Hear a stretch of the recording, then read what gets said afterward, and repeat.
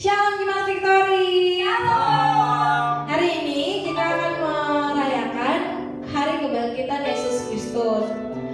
Ibadah Paskah kali ini agak sedikit berbeda, di mana keadaan saat ini masih belum bisa memungkinkan kita untuk merayakan ibadah Paskah bersama-sama.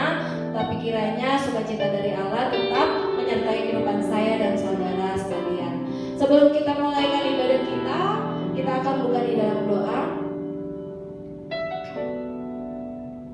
Bapak, kami mengucap syukur buat kebaikan-Mu dalam kehidupan kami, sehingga kami masih ada sampai saat ini. Kami yakin dan percaya itu semua karena anugerah dan kepercayaan daripada-Mu, Tuhan. Hari ini kami akan melakukan ibadah Paskah. Kami menyerahkan seluruh kegiatan kami hari ini. Kiranya Tuhan sendiri yang akan memimpin ibadah kami saat ini dari awal, pertengahan hingga akhir. Memberkati setiap jemaat yang mengikuti ibadah online ini, kiranya damai sejahtera Tuhan tetap melingkupi kehidupan kita semua. Hanya di dalam nama Tuhan Yesus Kristus kami siap untuk memulaikan ibadah ini. Haleluya, amin.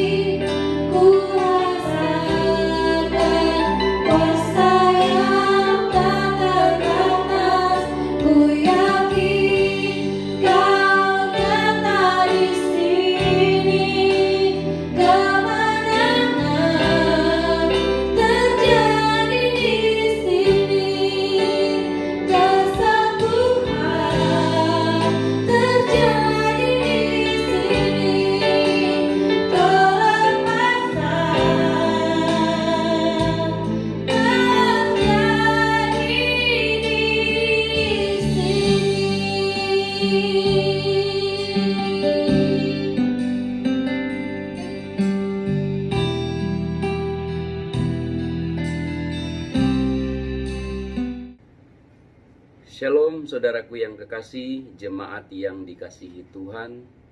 Kembali lagi saat ini kita boleh bertemu di dalam satu kesempatan yang Tuhan telah anugerahkan di dalam kehidupan kita, yaitu hari ini kita akan melakukan suatu kegiatan ibadah walaupun kembali secara online. Namun kita percaya bahwa jika yang kita lakukan ini tujuannya untuk kemuliaan nama Tuhan, maka tentunya kita sama-sama boleh meyakini bahwa di dalamnya ada berkat yang Tuhan sudah sediakan bagi kita.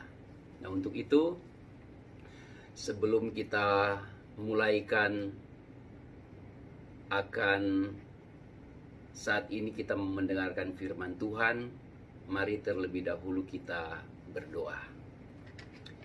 Bapa Surgawi, Allah yang Maha Kuasa, yang kami sembah serta muliakan senantiasa hanya di dalam satu nama yang kudus, yaitu Tuhan Yesus Kristus yang adalah Tuhan dan Juru Selamat kami. Kami bersyukur di kesempatan ini kembali kami bersama-sama dengan umat-Mu dalam satu rangkaian ibadah online. Kami mau mendengarkan kebenaran-Mu. Lewat kebenaran-Mu yang kami tahu adalah firman-Mu, yang adalah kebutuhan kami tahu Engkau sudah sediakan berkat bagi kami.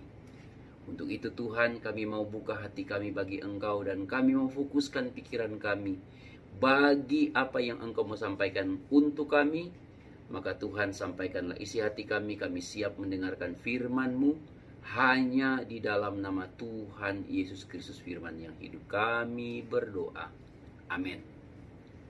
Nah, saudaraku yang kekasih, tentunya kita tahu bersama bahwa hari ini adalah suatu hari yang spesial, hari yang khusus, hari yang paling mulia bagi kita semua, di mana kita tahu bahwa hari ini adalah hari Tuhan sebagai Allah yang Maha Kuasa telah menyatakan kuasa, yang mana 2000 tahun yang lalu oleh satu pribadi yang Ia kehendaki ada di muka bumi ini, Ia telah menyatakan kuasa dan kemuliaannya melalui kebangkitan.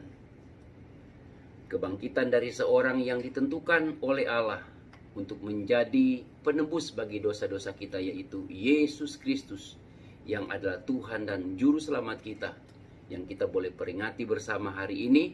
Maka dalam kesempatan ini kita akan mendengar dan mendapatkan berkat-berkat rohani lewat kebenaran firman Tuhan. Tentunya kita juga harus tahu bahwa di dalam merayakan atau memperingati kebangkitan, di mana Yesus Kristus sebagai Allah dalam rupa manusia masuk di dalam kematian untuk rencana Allah, supaya melalui kematiannya seluruh dosa dan kesalahan kita boleh ditebus, boleh ditangguhkan hanya untuk dirinya, supaya kita boleh diselamatkan. Maka oleh kebangkitannya ada hal yang Ia nyatakan kembali kepada kita, yaitu di dalam kebangkitannya kita boleh dibenarkan di dalam anugerahnya, supaya kita menjadi milik pusaka kerajaan Allah selama kita ada di muka bumi ini, di mana kita sedang dipersiapkan untuk kita boleh masuk di dalam satu tempat yang namanya kerajaan surga. Nah, melalui kebenaran ini kita akan melihat beberapa hal dalam satu tema, yaitu kita akan mendengar satu tema khotbah saat ini mengenai makna atau arti kebangkitan Yesus Kristus. Banyak orang juga tidak tahu, bahkan tidak percaya dengan hal ini. Kenapa? Karena ada orang berkata bahwa mana mungkin Tuhan itu mati. Kalau Tuhan itu mati, membuktikan Dia itu tidak maha kuasa. Sebagai orang percaya, tentunya kita sudah belajar dan harus terus belajar dan meyakini kebenaran yang telah dinyatakan kepada kita sebagai wahyu ilahi, bahwa Yang mati di kayu salib bukan Tuhannya, tetapi manusianya. Manusia yang ditentukan oleh Allah, yang terbebas dari dosa, yang layak untuk menebus dosa-dosa seluruh umat manusia, hanya manusia Yesus Kristus. Kenapa demikian? Karena tentunya kita tahu firman Tuhan sendiri berkata bahwa dalam kandungan pun Yesus Kristus itu dikandung oleh Roh Allah. Walaupun memakai pinjaman kandungan daripada manusia yang bernama perawan Maria, namun benih ilahi yang sejati yang ada di dalam Yesus Kristus adalah kehidupan kekal, adalah manusia rohani yang berasal dari Allah sendiri. Karena Roh Allah sendirilah yang berkarya di dalam kehidupan kandungan Maria, sehingga boleh menghadirkan satu manusia kudus yang menjadi tumbal segala dosa-dosa kita, yaitu Yesus Kristus. Dia telah mati. Jumat Agung kemarin kita telah memperingati kematian daripada Yesus Kristus dalam menanggung segala dosa-dosa kita. Sehingga kita tahu, kita mengingat bahwa Rasul Petrus pernah berkata di dalam suratnya bahwa di dalam tubuhnya setiap dosa dan kesalahan serta kelemahan kita telah ditanggungnya. Sehingga di hadapan Allah kita saat ini, bagi kita yang percaya tentunya, kita dipandang layak untuk datang kepada Tuhan. Bahkan Alkitab katakan sendiri, kita layak menjadi milik atau umat kepunyaan Allah. Nah, sekarang apa arti kebangkitan Kristus? Makna apa yang kita bisa terima di saat ini kita memperingati akan kebangkitannya? Untuk itu, kita akan melihat di dalam kebenaran Allah melalui firman Tuhan saat ini. Apa yang kita terima, bukti apa yang kita miliki dari kebangkitan Kristus. Yang pertama yang saya bisa hadirkan saat ini kepada kita sekalian lewat firman Tuhan, bahwa kebangkitan Kristus yang pertama membuktikan kepada kita bahwa Allah itu Maha Kuasa. Kenapa demikian? Saya ingat bahwa seorang hamba Allah di dalam Alkitab Perjanjian Lama, kitab Samuel, dalam satu pujian, seorang yang bernama Hana berkata bahwa Allah itu punya kuasa mematikan dan menghidupkan. Artinya, dia punya kuasa untuk mematikan dan membangkitkan. Hanya pribadi ini satu-satunya pribadi yang punya kuasa menghidupkan, membangkitkan, dan mematikan. Tidak ada pribadi lain. Sebab itu layak dia disebut Maha Kuasa, dan kita tahu bersama hanya Allah itu sendiri. Banyak orang, kita semua belum pernah melihat Allah. Namun firman Tuhan berkata, berbahagialah kita yang sekalipun tidak melihat namun percaya bahwa Allah itu ada dan Dia Maha Kuasa. Maka kita sama-sama percaya bahwa kebangkitan Kristus itu adalah karena kuasa dan kemahakuasaan Allah. Kalau bukan itu, tidak ada kebangkitan. Nanti di bagian lain di dalam Alkitab membuktikan kebangkitan Kristus di dalam kuasa Allah untuk banyak hal. Kita bisa pelajari itu nanti, tapi saat ini kita menemukan, kita akan mendapatkan ada 3 hal membuktikan kebangkitan Kristus. Yang pertama, yang tadi sudah saya katakan adalah kebangkitan Kristus membuktikan Allah itu Maha Kuasa. Bahkan di dalam kitab Perjanjian Baru, di dalam kitab Rasul-Rasul, saya bisa bacakan kepada saudara di sini di dalam pasal yang kedua, itu di dalam ayat yang ke-22, mulai di sana dikatakan begini. Ini Kita ingat rasul-rasul berkata di hadapan orang banyak, di hadapan khususnya orang-orang Yahudi dan orang-orang yang mendengar pada saat itu. Rasul-rasul berkata begini, "Hai orang-orang Israel, dengarlah perkataan ini. Yang aku maksudkan ialah Yesus dari Nazaret, seorang yang telah ditentukan Allah dan yang dinyatakan kepadamu dengan kekuatan-kekuatan dan mujizat-mujizat dan tanda-tanda yang dilakukan oleh Allah dengan perantaraan Dia di tengah-tengah kamu, seperti yang kamu tahu. Dia yang diserahkan Allah menurut maksud dan rencananya telah kamu salibkan dan kamu bunuh oleh tangan bangsa-bangsa durhaka. Tetapi Allah membangkitkan Dia dengan melepaskan Dia dari sengsara maut, karena tidak mungkin Ia tetap berada dalam kuasa maut itu." Nah, di sini kita melihat awal-awal rasul-rasul melayani, mewakili para rasul. Orang boleh berkata kepada orang-orang Yahudi, pemuka-pemuka Yahudi saat itu, membuktikan bahwa Yesus itu dibangkitkan, telah bangkit. Maka di sana bisa kita punya arti, punya makna. Allah Maha Kuasa. Allah yang telah menentukan, Allah yang telah merencanakan, menjalankan rencananya, sehingga pada waktunya maka Yesus itu dibangkitkan. Nanti di bagian yang kedua kita akan lihat, ternyata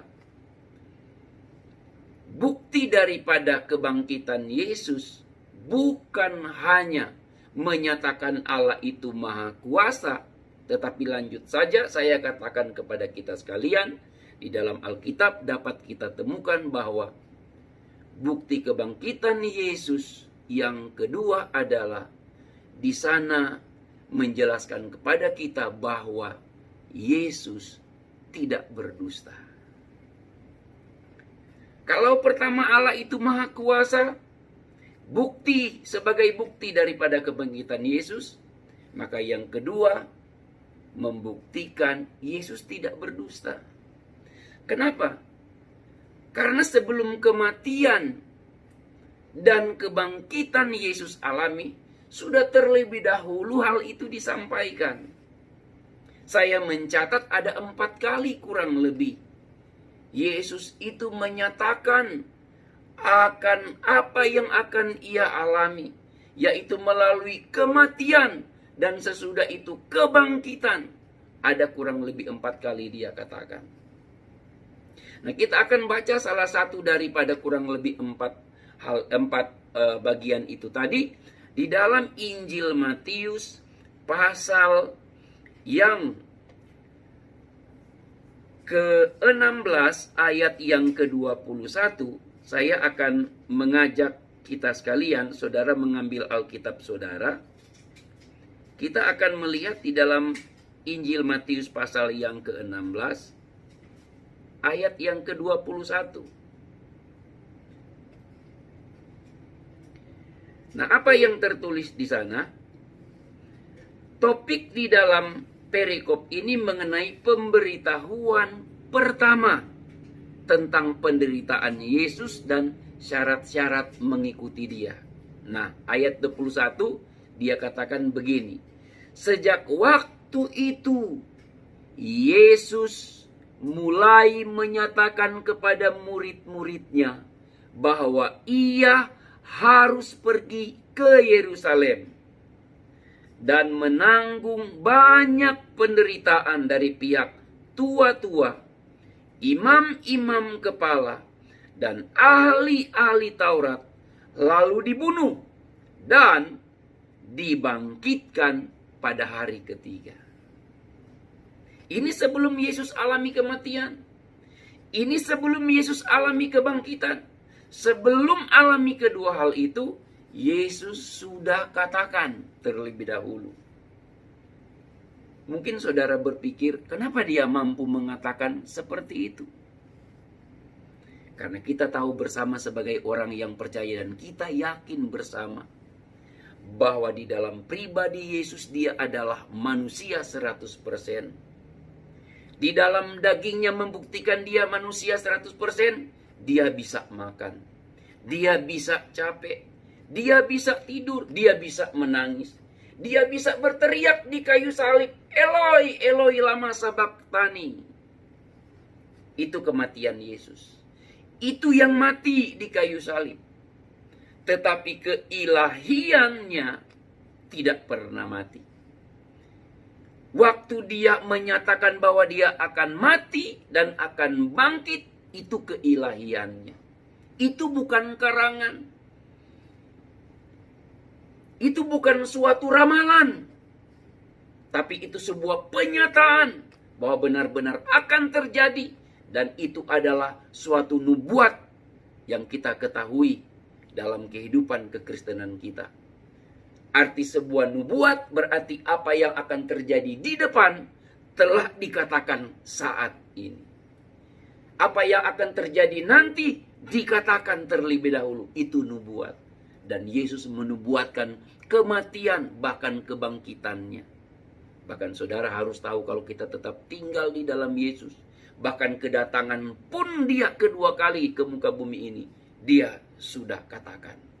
Dia sudah nubuatkan. Berarti akan terjadi. Persoalannya, kita sedang menanti kedatangan dia atau tidak. Tetapi kesempatan ini sebagai hamba Tuhan, saya berkata, mari tetap di dalam keyakinan kita dan tetap di dalam penantian kita, karena dunia ini bukan tempat kita selamanya. Amin, saudara. Nah, ini yang kedua, membuktikan Yesus tidak pernah berdosa sebagai bukti daripada kebangkitannya. Karena sebelumnya dia sudah katakan.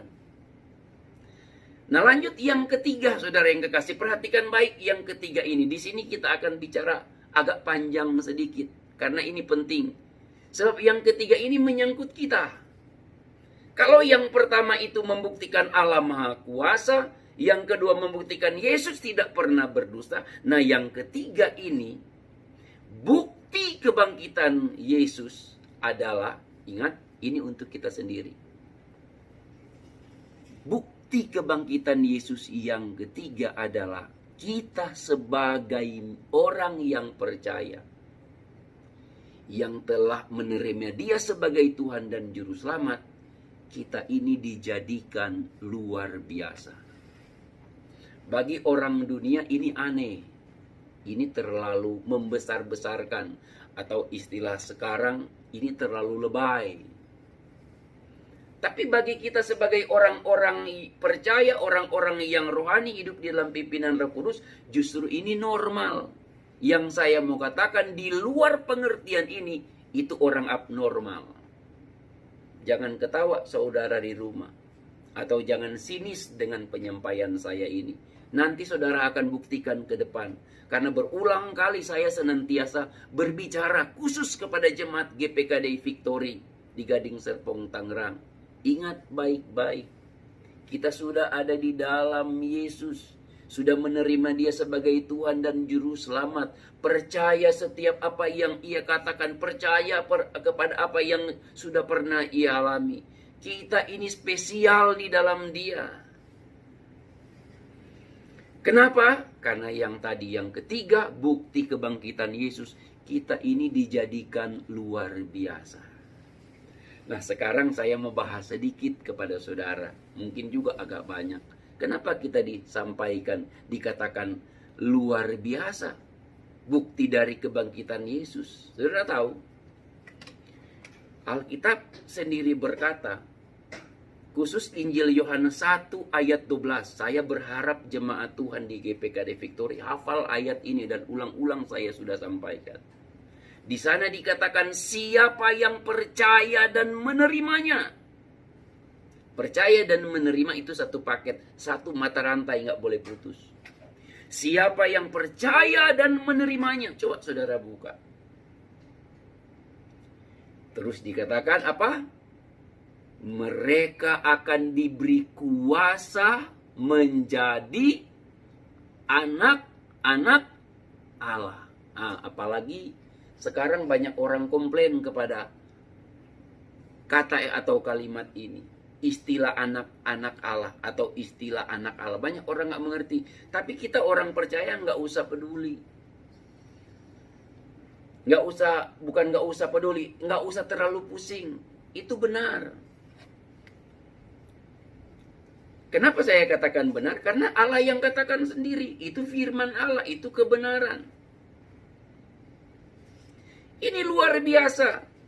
Karena kita ini dijadikan anak-anak Allah. Orang yang belum mengenal Allah katakan, mana mungkin Allah beranak. Terlalu lebay. Kalau katakan kita ini anak Allah. Nggak lebay. Itu normal. Yang nggak normal atau yang abnormal tadi yang saya katakan, itu yang belum menjadi anak-anak Allah. Kenapa? Karena yang belum menjadi anak-anak Allah, mereka belum milik Allah. Nanti sebentar kita akan lihat sedikit lagi. Bukti mereka sebagai milik Allah ada apa di dalam hidup mereka. Sehingga mau dikatakan, mau dijadikan milik Allah. Allah juga nggak sembarang menjadikan miliknya. Emang Allah manusia sembarangan? Tidak. Ingat ya. Luar biasa kita bisa maknai atau kita bisa terima kebenarannya yang pertama. Kenapa kita dijadikan luar biasa di bagian yang ketiga ini? Yang pertama karena kita ini sebagai milik Dia. Luar biasa dong. Kalau saya ini tiba-tiba jadi anak seorang raja yang berkuasa di muka bumi ini, wah saya ini dianggap luar biasa. Akan menerima banyak hal-hal yang luar biasa, tidak biasa orang terima. Apalagi sekarang, saya katakan, kita ini disebut anak-anak Allah. Ingat, anak Allah cuma satu, tidak ada dua. Tapi kalau disebut di dalam firman Tuhan, anak-anak Allah berarti ini majemuk. Semua anak-anak Allah, mereka akan disebut anak-anak Allah karena telah menerima anak Allah yang ditentukan untuk menjadi pendamai atas dosa-dosa manusia, untuk menjadi penebus dosa manusia, yaitu Yesus Kristus. Maka ketika Allah memandang manusia yang begitu banyak yang telah ada di dalam Yesus, mereka disebut anak-anak Allah. Dengar seluruh mereka, setiap telinga yang mendengar akan firman Tuhan ini. Engkau yang belum di dalam Yesus Kristus Tuhan, engkau bukan anak Allah. Engkau hanya ciptaan Allah, tetapi engkau bukan anak Allah. Yang berhak atas kerajaan surga, yang berhak atas kerajaan Allah, hanya mereka yang disebut anak-anak Allah. Makanya anak-anak Allah punya satu tanggung jawab. Yang pertama apa? Matius 6 ayat 33 katakan, carilah dahulu kerajaan Allah dan kebenarannya. Maka semuanya, apa kata semuanya di sana maksudnya? Sebab di Matius pasal yang ke-6 di sana, perikop sedang berbicara tentang hal kekhawatiran. Apa yang dikhawatirkan oleh banyak manusia? Makanan, minuman, pakaian. Ternyata apa yang dikhawatirkan oleh manusia di dalam Tuhan itu Tuhan cuma kasih bonus. Ketawalah engkau di rumah. Makanya saudara kalau lihat saya senantiasa tersenyum, saya senantiasa itu gembira, itu bukan saya sengaja tunjukkan di hadapan saudara, tidak. Saya berusaha hidup normal. Kenapa? Karena dalam kenormalan saya di dalam Tuhan saya punya keyakinan bahwa Tuhan memelihara hidup saya. Saudara pun harus punya keyakinan yang sama karena kita punya sumber kekuatan iman yang sama, yaitu Allah, Firman, dan Roh Kudus-Nya. Jadi kita disebut luar biasa, kenapa? Karena kita ini telah menjadi milik Allah. Bukti kita milik Allah karena kita ini memiliki hidup kekal. Hidup kekal bisa kita miliki hanya kalau rohnya ada di dalam kehidupan batin kita. Yaitu manusia batinia kita. Manusia rohani kita ada di dalam batin kita. Manusia batin kita hidup karena roh itu yang masuk. Yang dulu pernah dikatakan aku akan masuk. Maka waktu orang percaya terima Yesus, apa yang dinubuatkan, yang telah dikatakan jauh sebelum Yesus di dalam Roh Kudusnya datang, Yeskiel telah menyampaikan. Pasal 36 ayat 26 dan 27. Di sana dia katakan bahwa akan datang waktunya. Aku akan mengirimkan kepada kamu rohku. Akan diam di dalam kamu. Makanya di dalam Injil Yohanes pasal 14 dan pasal 16 bicara tentang Roh Kudus dan pekerjaannya. Yesus katakan kalau dia datang, sebab dia yang aku minta kepada Bapa, kalau dia datang, dia akan tinggal di dalam kamu. Kapan saudara waktunya? Selama-lamanya. Dia itu tidak seperti turis. Roh Kudus kalau dia datang, dia cari tempat setiap hati yang membuka pintu hati bagi Tuhan. Seperti di dalam Wahyu pasal yang ketiga, ayat 19 dan ayat 20, Yesus katakan, lihat aku berdiri di muka pintu dan mengetok, tok, tok, tok. Jika ada yang membukakan pintu, aku akan masuk. Bahkan ketika aku sudah di dalam, Yesus katakan apa? Aku akan makan sehidangan dengan dia. Saya punya suatu istilah begini. Kalau Yesus masih berdiri di luar pintu hati kita, dia itu tamu yang senantiasa mengetok, dia sopan. Tapi kalau dia sudah di dalam hati kita, ingat baik-baik. Dia itulah yang punya rumah sebenarnya. Kita inilah yang namanya tamu. Terbalik, saudara. Kenapa terbalik? Mana mungkin yang melayani tamu itu adalah tamu. Yesus yang tadinya tamu ketika kita izinkan masuk. Dan kita ketika tahu kebenaran menyerahkan akan kehidupan kita kepada dia, berarti kehidupan kita telah menjadi milik dia dan dialah pemilik hidup kita. Maka kita sekarang adalah apa? Adalah pengikut daripada pemilik.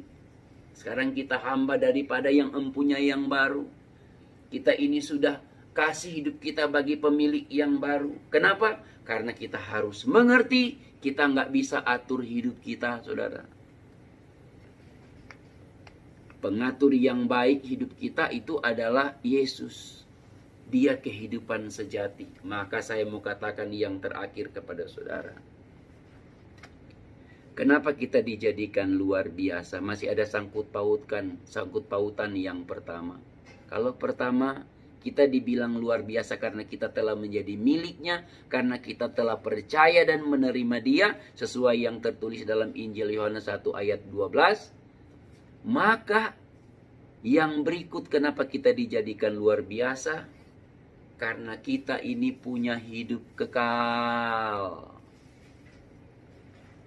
Ingat loh, semua manusia di muka bumi ini punya hidup.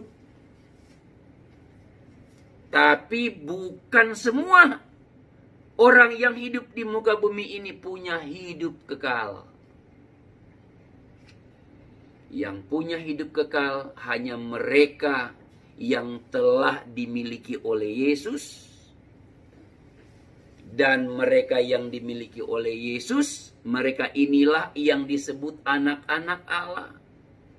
Kalau saya anak dari bapak saya almarhum, secara gen tidak bisa disanggah.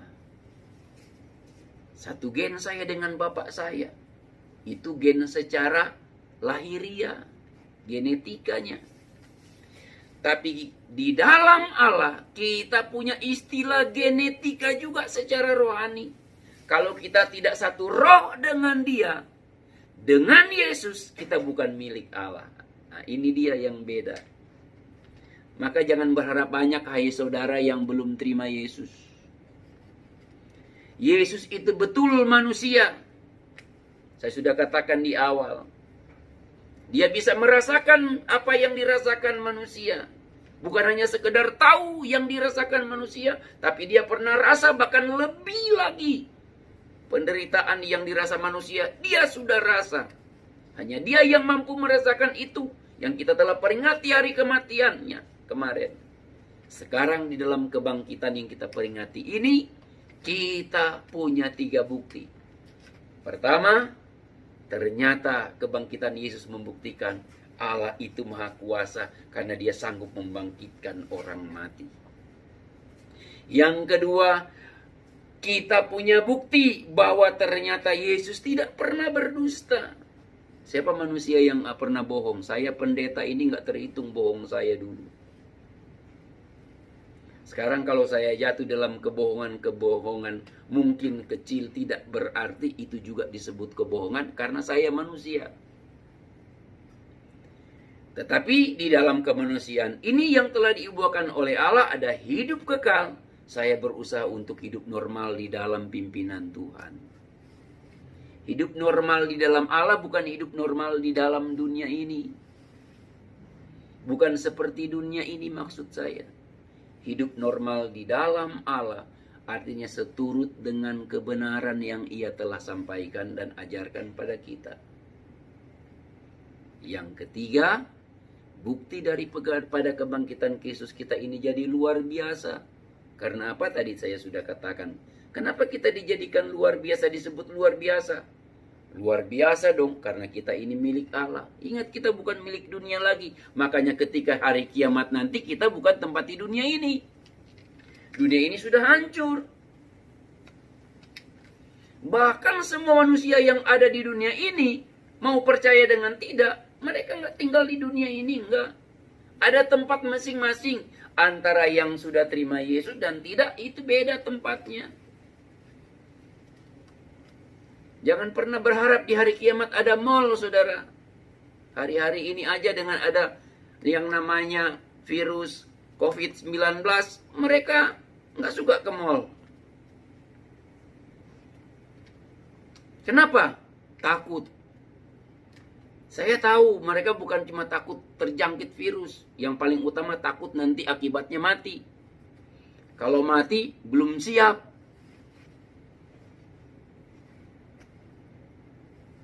Nah, kita luar biasa karena apa? Kita sudah punya hidup kekal, nggak takut mati. Tapi jangan cari mati sembarangan. Kalau belum waktunya, jangan mati. Mati itu rahasia ilahi. Urusan nafas, urusan Tuhan. Tapi kalau sengaja putus nafas, ya udah cari aja cobaan. Kita orang percaya jangan cari cobaan. Cobaan yang cari kita. Kalau cobaan cari kita, atas seizin Allah datang. Agak guyon ya kayaknya ya saudara. Tapi inilah saya dan inilah kebenaran. Kita terbuka aja udah. Alamiah saja. Menyampaikan kebenaran pun tidak harus serba diatur bahwa harus begini, harus begitu. Yang penting kebenaran itu disampaikan. Karena kalau hari ini saya menyampaikan kepada saudara saya pakai kotak-kotak dan pakai dasi yang tidak cocok, nah saya saudara akan merasa ini saya nggak tahu penampilan. Seorang pengkhotbah, seorang pengajar, seorang penyampai firman Tuhan nggak harus pakai dasi. Harus pakai hati, bukan pakai dasi.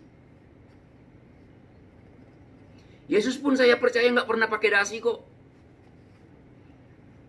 Tapi kalau mungkin kehadirannya di zaman modern seperti ini mungkin pakai dasi karena gaya Eropa, gaya Barat. Nah, ini hanya selentingan saja. Yang saya maksudkan daripada selentingan ini adalah kita alamiah saja sebagai orang yang percaya. Nggak usah banyak neko-neko. Rileks saja, tapi kita serius dengan Tuhan. Kalau saudara mau serius dengan Tuhan, saudara mau di dalam rumah, saudara di luar rumah, saudara dalam pekerjaan, di dalam pelayanan, sementara istirahat, saudara harus dengan Tuhan. Karena Tuhan yang punya kita tadi. Saya sudah singgung. Tuhan yang punya hidup kita. Kalau kita tahu ada Tuhan bersama dengan kita, kita tidak akan berbuat sesuatu yang menyakiti hati Tuhan. Itulah kesadaran tingkat rohani seorang yang percaya.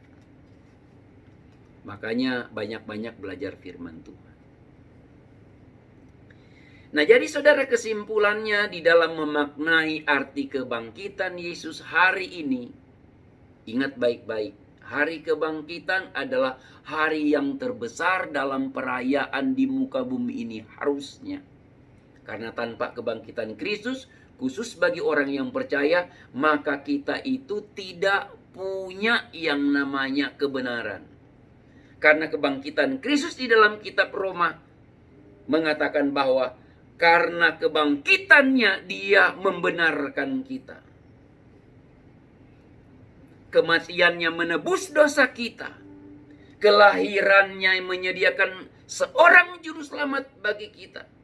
Kebangkitannya membenarkan kita di hadapan Allah. Mungkin hidup kita saat ini dikatakan tidak benar di mata dunia. Tetapi kembali lagi saya punya istilah tadi. Justru ketika kita hidup benar menurut Allah, bagi orang-orang dunia kita itu abnormal. Tapi bagi Allah justru kitalah orang-orang yang normal. Orang-orang di luar dia adalah abnormal. Terbalik, saudara. Dengan adanya virus COVID-19 ini, orang banyak beribadah di rumah. Masih banyak juga orang yang protes. Kenapa gereja ditutup? Kenapa tidak bisa beribadah bersama? Saya tidak akan kritik orang yang berkata demikian, tetapi saya cuma saat ini lebih menyatakan suatu kebenaran. Saudara tahu enggak? Bahwa dengan adanya wabah virus COVID-19 ini, ada berapa banyak mimbar gereja yang berdiri di setiap sudut dunia ini. Di setiap tempat titik dunia ini. Di setiap rumah-rumah yang cari Tuhan. Pernah nggak saudara berpikir begitu?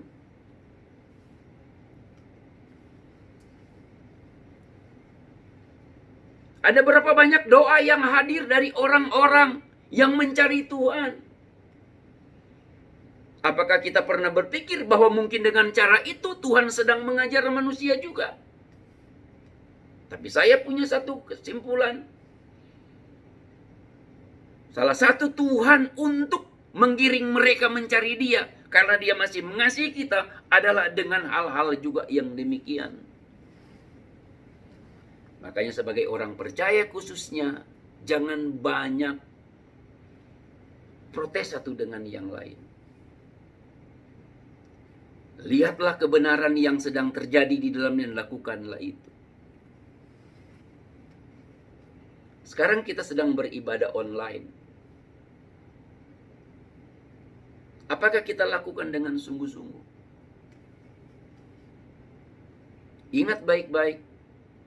2 minggu kemarin saya juga mengatakan dalam ibadah online. Jika kita lakukan ini hanya untuk kemuliaan nama Tuhan, maka kita terima berkatnya. Jangan anggap dengan adanya wabah ini liburan internasional, bukan lagi nasional. Ini bukan hari liburan internasional, saudara. Tetapi ini hari di mana semua manusia, semua lembaga manusia, harus introspeksi diri. Di dalam kitab Perjanjian Lama, satu bangsa ketika wabah terjadi, mereka bukan saling koreksi, saling protes satu dengan yang lain, tapi melihat kepada diri sendiri dan memaknai semuanya itu dengan mencari Tuhan, berpuasa. Bukan liburan. Ada teman saya berkata, anak-anak sekolah saat ini yang harusnya mengikuti ujian di tahun ini harus bersyukur sama COVID-19. Saya bilang itu ada benarnya. Tapi bukan COVID-19 tujuannya. Harusnya kepada Allah. Karena tanpa ujian semua sudah lulus. Tapi ingat baik-baik. Bukan kelulusan itu yang membuktikan saudara punya ilmu pengetahuan. Bahwa saudara bisa dan memiliki pengetahuan. Tetapi nanti ketika saudara di dalam pekerjaan, di dalam tugas, membuktikan saudara punya pengetahuan. Karena dasar pengetahuan, lanjutan daripada pengetahuan adalah saudara akan memiliki keahlian. Dan keahlian itu harus disertai dengan pengetahuan bersama-sama dengan ketekunan. Karena nanti di keahlian yang dilakukan, yang dikerjakan, yang dikembangkan, baru akan ada hasilnya, di sana kenikmatannya. Seorang hamba Tuhan pun tidak bisa yang namanya berdiam diri.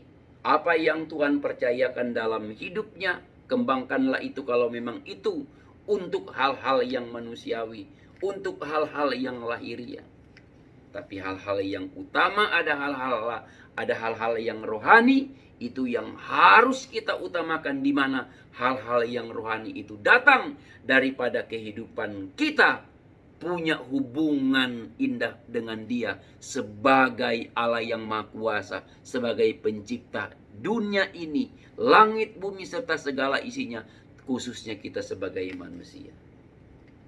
Sebagai Allah yang Maha Kuasa, Dia sudah menyatakan kekuasaannya itu kepada Yesus. Di mana kemanusiaan Yesus sebagai manusia 100% itu telah menanggung dosa-dosa kita melalui kematiannya. Sehingga kebangkitannya, ketika kita percaya kepada Dia, ada di dalam Dia, kita dibenarkan. Sehingga ketika di dalam kebenaran kita hidup, kita dipersiapkan untuk kehidupan yang akan datang. Ketika Dia datang menjemput kita, layak untuk suatu tempat yang sudah Dia sediakan bagi kita. Bersyukurlah kita sebagai orang yang percaya, khususnya sebagai anak-anak Tuhan di muka bumi ini, kita masih ada sampai saat ini. Dan kita sedang dipersiapkan untuk menempati tempat yang Ia sudah sediakan bagi kita. Tetapi di saat-saat ini kita sedang memperingati di mana kemahakuasaan Allah sudah dinyatakan melalui kematian dan kebangkitan saat ini. Maka teruslah ada di dalam Dia. Ini satu nasihat dan motivasi rohani dari saya sebagai hamba Tuhan. Dalam memperingati kematian dan kebangkitan Kristus, ingat baik-baik. Kalau kelahirannya Dia menyediakan seorang juru selamat bagi kita, tidak berhenti sampai di sana. Karena itu untuk kita, maka Dia mati dulu untuk kita. Baru Dia bangkit untuk kita. Dia naik, kita akan peringati sebentar, ke surga untuk kita. Sampai pada waktunya Dia datang kembali untuk kita. Artinya Allah menyediakan sesuatu yang terbaik untuk kita. Kelahirannya untuk kita, kematiannya untuk kita, kebangkitannya untuk kita, keterangkatan kenaikannya ke surga untuk kita, kedatangannya kembali untuk kita. Puji nama Tuhan, Ini firman Allah bagi kita sekalian. Tuhan Yesus memberkati. Mari kita berdoa. Terima kasih Bapa Surgawi, Allah yang Maha Kuasa, Engkau yang kami sembah senantiasa di dalam Yesus Kristus Tuhan, sudah memberkati kami oleh kebenaran. Meteraikan firman-Mu ini di dalam hati kami, beri kami kekuatan rohani, kekuatan jasmani, kekuatan lahiriah untuk kami hidup di dalam kebenaran ini. Supaya firman-Mu kami boleh hidup di dalamnya, kami bertumbuh di dalamnya, kami berbuah di dalamnya. Dan semuanya hanya untuk kemuliaan nama-Mu. Terpuji Engkau Bapa, ini doa kami. Seberapa banyak telinga yang mendengar, Engkau memberkati. Di dalam nama Tuhan Yesus Kristus, firman yang hidup, Juru Selamat kami, Allah yang kekal, kami berdoa dan bersyukur. Haleluya. Sama-sama katakan amin.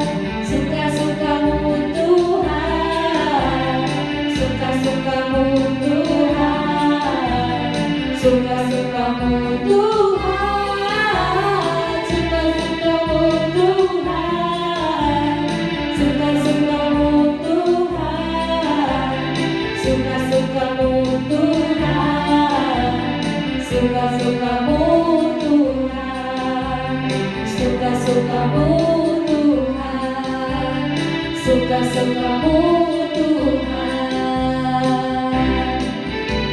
Selamat hari Minggu, selamat hari Paskah. Tuhan Yesus memberkati. Sampai jumpa.